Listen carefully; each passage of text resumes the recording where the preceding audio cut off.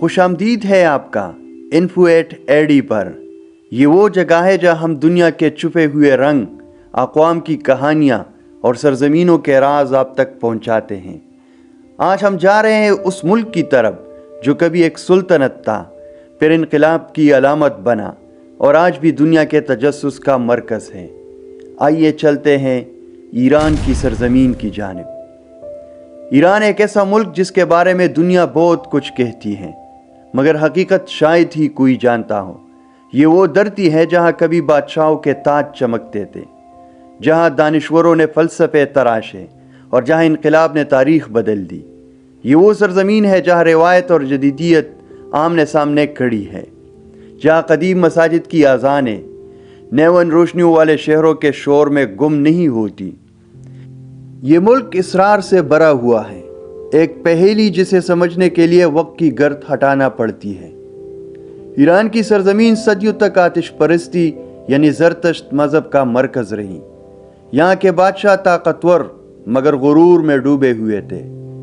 پھر وقت نے ایک نیا موڑ لیا جب عرب لشکر اسلام کا پیغام لے کر فارس کی سرزمین تک پہنچے۔ یہ وہ لمحہ تھا جب تاریخ ایک نئے دور میں داخل ہوئی۔ کہانی شروع ہوتی ہے خسرو پرویز سے، فارس کا بادشاہ جو شان و شوکت میں ڈوبا ہوا تھا۔ جب نبی اکرم صلی اللہ علیہ وسلم نے دنیا کے مختلف حکمرانوں کو اسلام کا پیغام بھیجا تو ایک خط خسرو پرویز کے نام بھی روانہ ہوا۔ خط میں لکھا تھا، اللہ کے بندے اور اس کے رسول محمد صلی اللہ علیہ وسلم کی طرف سے، فارس کے بادشاہ خسرو پرویز کے نام، اسلام قبول کرو تو تمہیں دوہرا اجر ملے گا، ورنہ تمہاری رعیت کا گناہ بھی تم پر ہوگا۔ لیکن خسرو پرویز نے غرور میں آ کر وہ مقدس خط چاک کر ڈالا۔ خبر جب مدینہ پہنچی تو نبی اکرم صلی اللہ علیہ وسلم نے فرمایا، جس طرح اس نے میرا خط پاڑا ہے، اللہ بھی اس کی سلطنت کو پاڑ دے گا۔ وقت نے دکھایا کہ یہ الفاظ سچ ثابت ہوئے۔ خسرو پرویز کی سلطنت بکھر گئی اور اسلام کی روشنی ایران میں پھیلنے لگی۔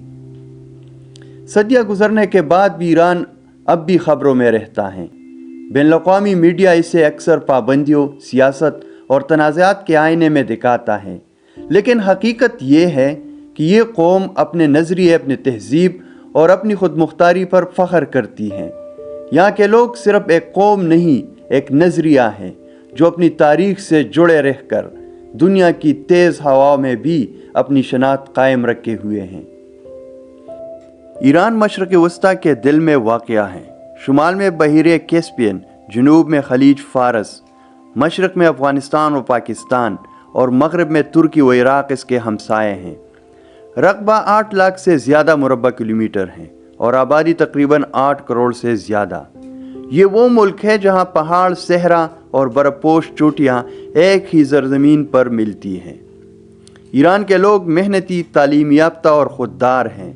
زراعت، تیل، گیس، دستکاری اور سیاحت ان کی معیشت کی بنیاد ہیں۔ یہاں قالین بننے والا کاریگر اپنے فن میں دنیا کو حیران کر دیتا ہے اور شاعر اپنی زبان سے دل جیت لیتے ہیں، اور ایرانی عوام مہمان نواز ہے۔ ان کے چہروں پر ایک مخصوص سکون اور گفتگو میں تہذیب کی خوشبو ہوتی ہے۔ ایران میں زندگی ایک دلچسپ تضاد ہے۔ یہاں آپ کو تہران کی چمکتی سڑکوں پر لگژری گاڑیاں بھی نظر آئیں گی، اور انہی سڑکوں کے کنارے وہ لوگ بھی جو مہنگائی کے ہاتھوں زندگی کا بوجھ اٹھائے چل رہے ہیں۔ پابندیوں نے معیشت کو متاثر کیا ہے، لیکن ایرانی عوام کے حوصلے کم نہیں ہوئے۔ یہ لوگ قناعت پسند ہے، مشکل حالات میں بھی خوشی تلاش کر لیتے ہیں۔ بازاروں میں چہل پہل، چائے خانوں میں گپ شپ اور گھروں میں خاندان کے ساتھ وقت گزارنے کی روایت آج بھی ویسی ہی ہے جیسے صدیوں پہلے تھی۔ ایران کا شمار ان ممالک میں ہوتا ہے جہاں قدرتی وسائل بے پناہ ہے۔ تیل اور گیس اس کی معیشت کی ریڑھ کی ہڈی ہے، لیکن مغربی پابندیوں نے اس ترقی کو سست کر دیا۔ پھر بھی ایران نے ہمت نہیں ہاری، خود کفالت کی راہ اختیار کی، اپنی صنعتوں، زراعت اور ٹیکنالوجی کو فروغ دیا۔ ایران کی مجموعی معیشت تقریباً 400 ارب امریکی ڈالر کے قریب ہے، جو خطے میں ایک مضبوط اقتصادی حیثیت ہے۔ پابندیوں کے باوجود ایران کا نوجوان طبقہ ٹیکنالوجی، انجینئرنگ اور ریسرچ میں قابل ذکر ترقی کر رہا ہے۔ یہی وجہ ہے کہ ایرانی معیشت بار بار گرتی ضرور ہے مگر سنبھل بھی جاتی ہے۔ ایران کی ثقافت ایک رنگین قالین کی طرح ہے جس کے ہر دھاگے میں تاریخ بولتی ہے۔ یہ وہ سرزمین ہے جہاں شعر نے دلوں کو جوڑا، جہاں حافظ، سعدی اور رومی نے عشق اور انسانیت کا فلسفہ سکھایا۔ ایرانی موسیقی نرم مگر روح کو چھو لینے والی ہے۔ ستار کے سر دل کو پرسکون کر دیتے ہیں۔ یہاں کے لوگ ادب اور گفتگو کے شوقین ہیں اور چائے کے کپ کے ساتھ گھنٹوں شاعری اور سیاست پر بات کرتے ہیں۔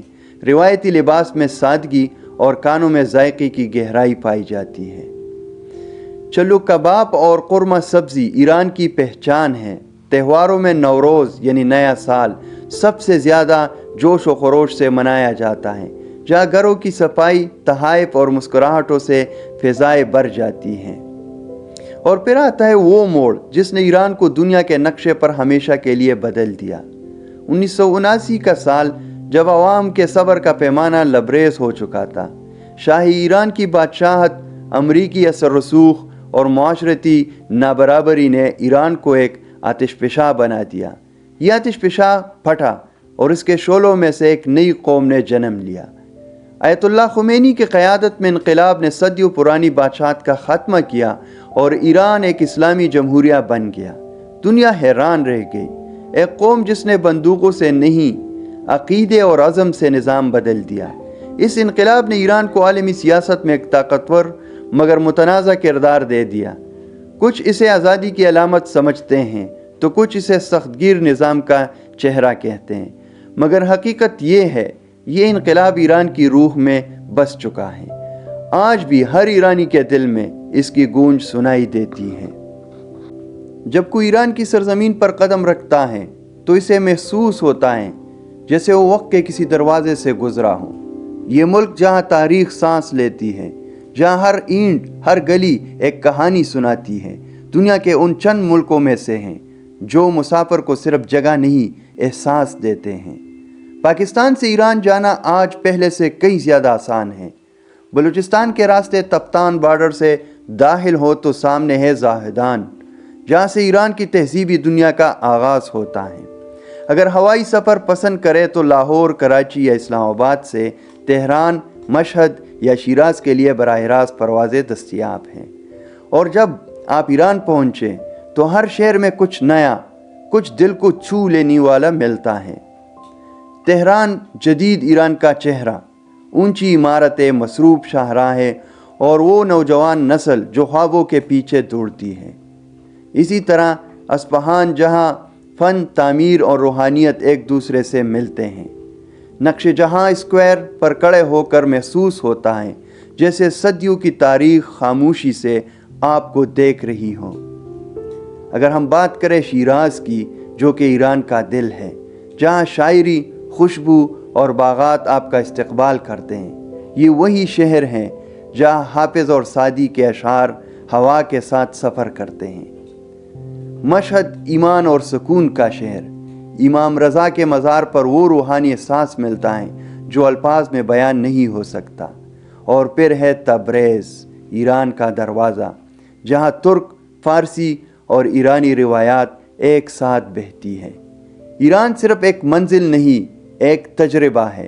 یہ ملک آپ کو اپنے رنگوں، ذائقوں اور چہروں سے محبت کرنا سکھاتا ہے۔ یہاں کے بازاروں میں صدیوں پرانی خوشبو بسی ہے۔ یہاں کے لوگ مہمانوں کے لیے دل کے دروازے کھول دیتے ہیں۔ اگر کوئی پوچھے کہ ایران کیوں جائیں تو جواب سادہ ہے، کیونکہ یہاں وقت رک جاتا ہے اور احساس بولنے لگتا ہے۔ اب بات کرتے ہیں ایران کے مستقبل کی۔ دنیا اسے اکثر پابندیوں، سیاست اور تنازعات کے آئینے میں دیکھتی ہے، مگر حقیقت یہ ہے کہ ایران کے لوگ محنت، تعلیم اور خودداری میں کسی سے کم نہیں۔ یہ قوم مشکلوں سے گھبراتی نہیں، بلکہ ہر زخم کو ایک نئی طاقت میں بدل لیتی ہے۔ ان کا مقصد دنیا کو بدلنا نہیں بلکہ اپنے اصولوں پر قائم رہنا ہے، اور شاید یہی ایران کی سب سے بڑی طاقت ہے۔ آج جب دنیا تیزی سے بدل رہی ہے، ایران بھی نئے دور کے دہلیز پر کھڑا ہے۔ سائنس، ٹیکنالوجی اور تعلیم میں اس کے نوجوان ایک نئی پہچان بنا رہے ہیں۔ یہ وہ نسل ہے جو ماضی پر فخر کرتی ہے اور مستقبل سے امید رکھتی ہیں۔ اور پھر رات کے وقت جب تہران کی روشنیاں پھیلتی ہیں تو ایسا لگتا ہے جیسے یہ زمین خود ایک داستان سنا رہی ہو۔ برف سے ڈھکے پہاڑوں کے پیچھے سورج ڈوبتا ہے تو کہیں اذان کی صدائیں گونجتی ہیں اور ہوا میں وہی قدیم سرگوشی سنائی دیتی ہے، میں ایران ہوں، وقت نے مجھے آزمایا، تاریخ نے مجھے یاد رکھا، اور میں آج بھی کڑا ہوں اپنی پہچان، اپنی روح اور اپنی محبت کے ساتھ۔